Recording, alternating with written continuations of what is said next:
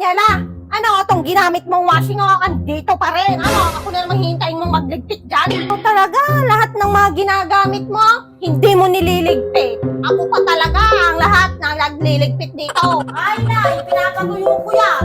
Kayo naman, Nay, araw-araw naman na kayong magsesermon sa akin. Hindi ba kayo nagsasawa? Ay, oo, Daniela, nagsasawa na ako sa kasi sermon. Araw-araw na lang. Ay, Apo, o tignan mo, kakain ka na naman. Kakakain mo lang kaninang alas 10 o alas 11 pa lang, Daniela, kakain ka na naman ulit. Ay, kahit mo pa naman ang harvester.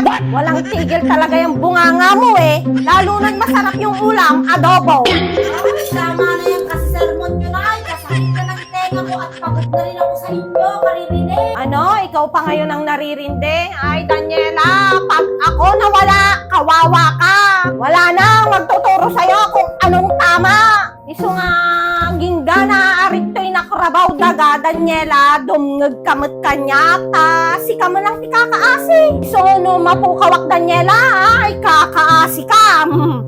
Pinaldal mo lang mapatagargarati boses ko. Ate la, wakti madim na mapatagargan ni tatangin ko. Ay, Kaya ka, Nay, lagi kayong ganyan. agitid dakat sa adobo. Baka gusto manatan.